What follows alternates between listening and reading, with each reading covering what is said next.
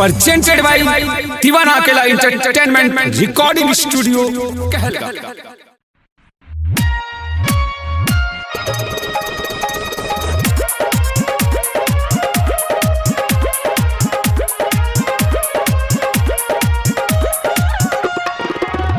जब तक रहेंगे भारत में हम,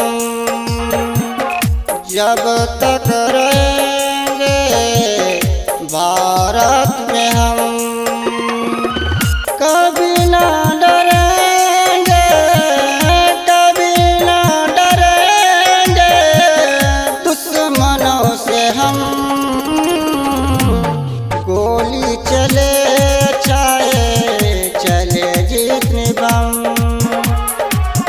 पंजाब देंगे ना कश्मीर हम।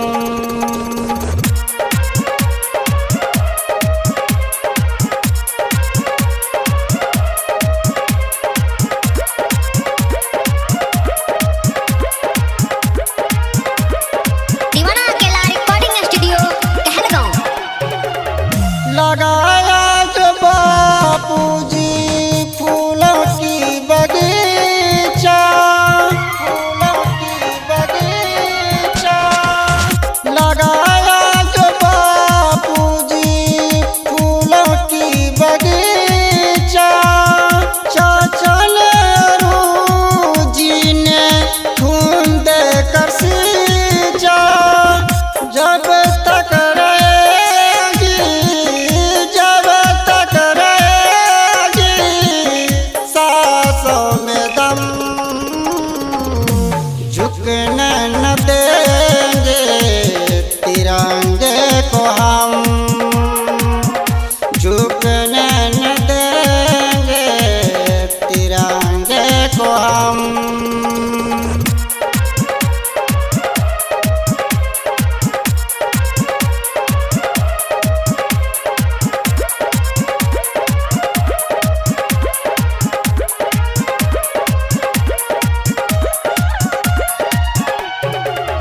दुश्मनों ने कितनी बार आक्रमण किए,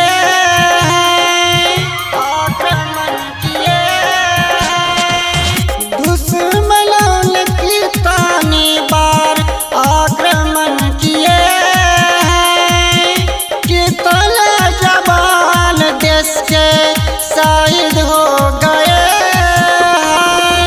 जब तक रहेगी, जब तक रहेगी बाजुओं में दम, पंजाब देंगे ना कश्मीर हम, झुकने न देंगे तिरंगे को हम।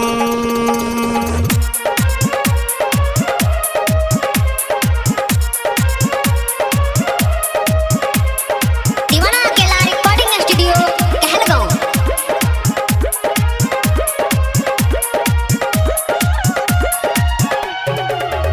बढ़ाएगा कदम दुश्मन बढ़ने न देंगे, बढ़ने न देंगे।